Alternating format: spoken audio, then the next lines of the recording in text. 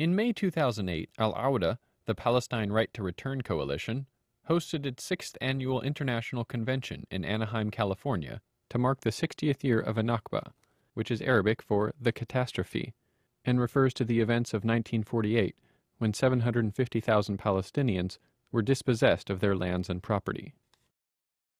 Dr. Ilan Pappe is professor of history at Exeter University in England. He is one of the world's leading historians of the Middle East. Among his publications are Britain and the Arab-Israeli Conflict, The Making of the Arab-Israeli Conflict, The Modern History of Palestine, One Land, Two Peoples, The Modern Middle East, and The Ethnic Cleansing of Palestine. He is the fulcrum of a group of historians and political scientists at the Cornwall campus of Exeter University working on 20th century ethnopolitics. The following is the speech delivered by Dr. Ilan Pappe at the opening ceremony of the Al-Awda Convention. Of course, I did agree to the change of the title and in solidarity with the protest and the objection, of course, to the Israeli attempt, I'll do it. But I feel a bit embarrassed about this change because actually I wrote a whole book in which I claimed that the term Nakba is not a good term. So you really got me into trouble here. But I'll say that I willingly changed it in order to face the Israelis, but I will change it back to my original title so that I could give the lecture that I wanted to give. And one of the reasons I find the term Nakba disappointing in a way, although I can fully understand its significance and its power as galvanizing for ages and generations the Palestinian memory and activity, is that it's a term of passivity. It's a disaster. It talks about a disaster, and indeed what happened in 1948 was a disaster, but also the tsunami is a disaster, and an earthquake is a disaster, and there are all kinds of disasters. And what in the human psyche associates with disaster usually is that nobody is responsible for it. Everybody is a victim of it. And this is not what happened in 1948. It was not that kind of a disaster. What happened in 1948 is a crime. So there are criminals, and those are those who are victims of that crime. And therefore, the term I chose for my book, The Ethnic Cleansing, was to attract attention to the crime itself and to say this happened because a certain group of people decided to do it, and it affected a certain group of people. And all of these people, those who decided to commit the crimes, those who were affected by the crime, are all known to us. And for 60 years we didn't even name them. We named the victims, but we never named the people who committed the crime. Yes, we called it sometimes the Zionist movement, we called it the Jewish people, we called them the Israelis, but it's far more precise than that.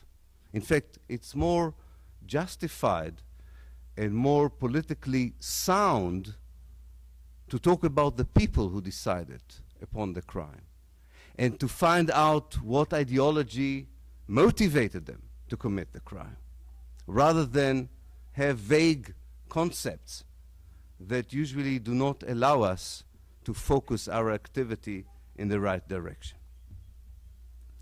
I would like tonight to pay attention and focus on three aspects of what happened in 1948 and have a dialogue, conduct a dialogue with you, with the present.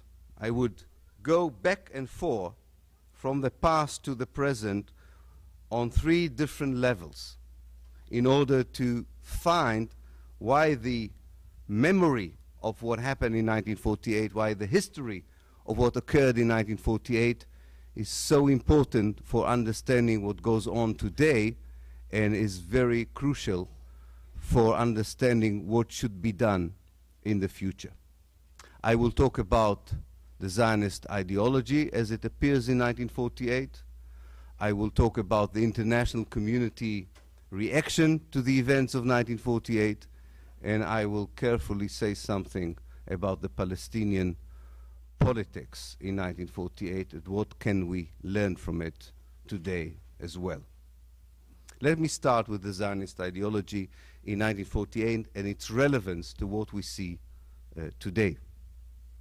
1948 in many ways was a culmination of an ideological process which led to an articulation of a very clear formula, concept, which stated that there is no hope for a successful Zionist colonization of Palestine without the ethnic cleansing of the Palestinians. This concept was not born in one day. It was not always there at the very beginning of Zionism, although there were some fluid ideas about it. It was formulated clearly in the mid-1930s, and it was translated into a policy in 1948. We know now from the historical evidence exactly who were the people who formulated these ideas, who were the ones who put forward in a very clear language, with a very clear thinking, the plan to expel by force as many Palestinians as possible from as much of Palestine as possible. The importance of these names is that they are the heroes of Israel today. They all can be found in a pantheon of Israeli heroism. In order to understand what we are facing when we deal with the ethnic cleansing as a crime and the people who directly conceived it, directed it, commanded it, not only the people who executed it on the ground, but the people who really thought out all the details and had the terrible foresight that it can work. When we think about the people who are involved, when we mention the names, we have to understand that we are counting, that we are pointing out to the people who are at the heart of the Zionist consensus today. These are people that most Americans know by heart and revere them as great heroes of humanity, democracy, enlightenment, and modernity. And this is very important, and I think this is why it's so important to know who they were. And I will mention just one of them, because the others appear in my book. The founding father of modern Israel, David Ben-Gurion, is the arch criminal. He is the one who really led the whole operation from beginning to end, which ended with the destruction of more than 500 Palestinian villages, 11 towns, and the dispossession of so many people from their homeland. So the Zionist ideology is the motivating force, but you needed human beings, you needed people who would have, who would execute, who would translate the ideology into actions on the ground. And as it is important to fight an ideological mindset, it's also important to know who are the people who are captivated by this ideology, and to see if today we can identify who is behind the Israeli policies of ethnic cleansing that continue, rather than talk generally about Israel, Zionism, Jews, and so on. I think for the sake of building the future state that I think we all want to build, we should be very careful not to generalize and rather focus on the people. As much as we don't want to think everybody in the world that President Bush represents Americans wherever they are. So I think in this respect it's very important to study 1948 in minute details, not just as a general story. It's to find out when, where, and who was involved in the crime, as good detectives should do in any kind of a crime. The ideological interpretation of Zionism that these leaders and generals had was that you need very particular circumstances in order to be able to commit a crime of this magnitude. It's not expelling one village. It's not destroying one town. It's not throwing out 100 people, 1,000 people from the houses. It is a decision to uproot a whole country. Very few politicians and generals in modern history, and even in ancient history, were that bold to believe that they are that powerful, that they can be that cruel to decide to take a whole country and depopulate it. We have to ask ourselves, how come Jews 3 years after the Holocaust could have been so callous, so determined in committing a crime of such a magnitude? So I think the first lesson we learn by looking at the connection between Zionist ideology, the people who decided about the ethnic cleansing, and the operation on the ground, the first lesson I learned, at least, from the history, which is relevant to today, is that we should focus our campaign on names and people and not be satisfied with vague concepts. We are not fighting something which we cannot see. Of course we are. I am an anti-Zionist. So we can say we are fighting Zionism, we are fighting Israel, maybe we are fighting a certain group of Jews, and so on. But we should be much more specific of what we are doing. We are fighting people who are criminals. And we know their crimes. And we are going to be professionals about it, not just emotional about it. There was one moment of grace in Britain which I think showed us the way, when General Almog, who was the chief commander in the Gaza Strip and came to a shopping journey to Oxford Street in London, had to stay with the cleaners on the El Al aeroplane because a professional group of activists told the British authorities that they would ask for his arrest for war crimes, and he didn't want to risk it. So we should learn the nature of the crimes today as we know the nature of the crimes of yesteryears. We should know the names of the people involved in it, because we have very little chance of moving forward if we will adopt a very vague language about who is doing what to whom. We should know the name of the victims. We should know the name of the location where the crimes are being committed.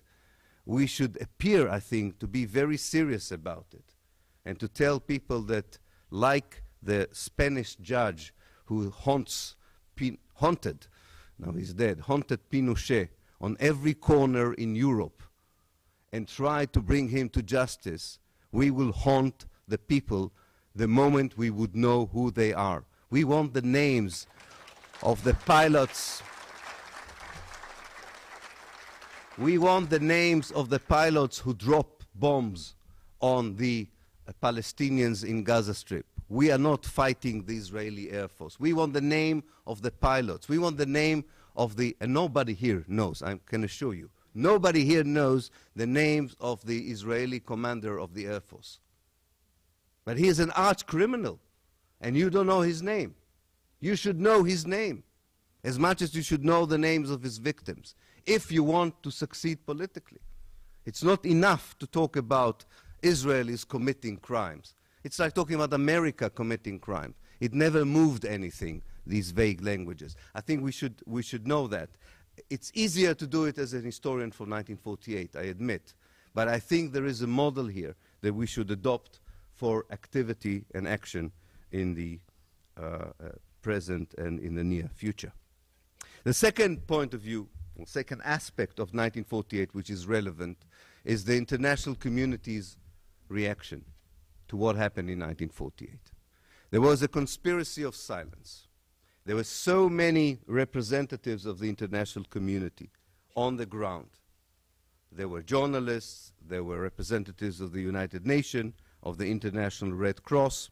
There were people whose role and task and mission was to report to their relevant headquarters whether or not peace is being achieved in Palestine after the United Nations adopted the partition resolution on the 29th of November 1947. And they knew that instead of peace, from the 1st of February 1948, Jewish troops were going from one house to the other, from village to village, and were expelling by force people, massacring them when they resisted, and looting everything they had, from their material possessions to their cultural heritage, such as books, pictures, photographs, anything they had. Like a locust, they have eaten everything that they have found in their way. And this was seen by many, many people who were not Jews and were not Arabs, who were sent to Palestine to report back home. And they reported back home. We have the reports in the archives. They reported it's a very genuine report. I can say this as a professional historian. I think that they had a very clear picture of the magnitude of the crime that was committed against the people on the ground. But their headquarters, and it doesn't matter whether it was the editorial board of the New York Times, which had a very industrious journalist working for them at the time, who was he was embedded, as you would call it today, with the Jewish forces, and he reported very genuine reports about what was going on. So whether it was the editorial board of the New York Times, whether it was the headquarters of the International Cross in Geneva, or the United Nations Secretariat in New York at the time, they all had received genuine reports of what was going on. And they made a political decision not to publish these reports. They made a very conscious decision not to portray the reality on the ground in Palestine, because it was because there was only one way of depicting it: a crime and an ethnic cleansing. And it doesn't matter whether they would have used the term ethnic cleansing or not. However they would have chosen to represent or summarize the information that they had received from the ground, there was only one simple story to tell. The Jewish forces, later on the Israeli forces, were systematically expelling the Palestinians from their homes, fields, and businesses. Nobody in the Western world wanted to report that story. And when some historians, a year or two later, mainly Palestinians or pro-Palestinians, were trying to say, all right, 2 years later, may we write an academic dissertation about it? May we tell a story about it, have a play about it? They were silenced too. It was suggested to them that so few years after the Holocaust, it's not a good idea to portray the Jews as murderers, expellers, looters, occupiers, and colonizers. This was a conscious decision by the political elites of the West to atone for what Europe did to the Jews in the Second World War. The price was very clear: the dispossession of Palestine. This was the price. It was a simple deal. Instead of facing the real victims, the real Jewish victims of the Nazi Holocaust, which was very difficult, it was much better to deal with the State of Israel instead. It's because the State of Israel wanted only one thing in return for the atonement of the political elites of the West, and especially of Europe. It wanted the right to dispossess the Palestinians. And this right was granted, first by Europe and later by America, and it should be said it was also granted by the Soviet Union, for those of you who have a longing for the Soviet days. It was granted by the Soviet Union as well. In fact, the Soviet Union provided the arms with which the ethnic cleansing was committed. Finally, there was an interesting gap between the political and other political elite There was an interesting gap between the Palestinian political elite and the behavior of the Palestinian people on the ground in 1948, which should teach us a lesson about what goes on today. One has to preface that and say, of course, that because of the events of 1936 to 1939, the Palestinians in many ways were quite leaderless in 1948. Unfortunately, it's very difficult to think about other chapters in Palestinian history when they were not leaderless. But in 1948, they were particularly leaderless. And the leaders who were mostly in exile, found it very difficult to have a united language and a united position, and more or less surrendered their leadership to the Arab League and its leaders. And in fact, if any Palestinians who lived in 1948 on the land of Palestine would have listened to the Palestinian politicians in 1948, worse would have happened. One has to say the truth. They had no idea what to do. They didn't know what to say to their people, even those who had some communication with their people. And they found it very difficult to formulate a position towards an event they did not anticipate. Of course, people now know what can happen. This is the big advantage that we have on 1948. We know what Zionism is all about.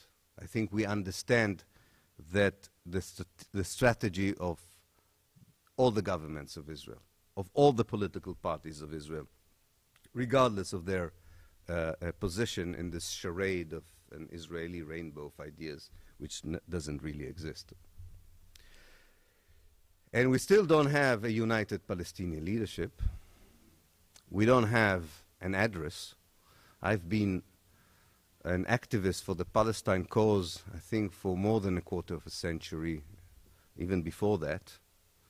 And if I have to answer questions, especially in initial meetings with people I want to recruit to the Palestine cause, and I would have to give them an address, who should they write to, phone or fax or text, so that they would know what the Palestinian leadership wants us to do? What does it expect us to do? Do you know the address? I don't know the address. We are in a dismal situation where when I go and call for boycott of Israel in London, the Palestinian embassy calls me to say that basically I'm right, but they're not sure this is the right direction. So I have to ask, what is the Palestinian leadership position on boycott? What is the Palestinian leadership position on the right of return? What is the Palestinian leadership position on the one-state solution? How far do they want us to go in the struggle against Zionism in Israel? Do they want us to support the peace process? Do they want us to support the next Annapolis conference? We have to solve these problems. We cannot be bystanders, whoever we are, Jews, Palestinians, Americans. If we are part of that impulse to change the oppressive reality in Palestine, we all have to say that we need a compass. We all have an individual compass, I'm sure. Some of us have spiritual compasses, which is good. We should all have them. But we need a mega compass for all of us, and we don't have it. The Palestinians didn't have it in 1948, and they still don't have it in 2008. So when we learn the history of 1948, we also should learn, and I don't have a formula for you, I don't have a magic formula for you how to do it, but I'm just saying we have to learn the need to find the compass. And some people say, and I think I understand where it comes from, let's put aside the debate between two states and one state. Let's put aside the debate between the Hamas and the Fatah. Let's put aside the debate between the inside and the outside. Let's put aside the debate of what kind of a state we want. If we will continue to put all these debates outside, we will be outside as well, eventually. I think this is part of the struggle.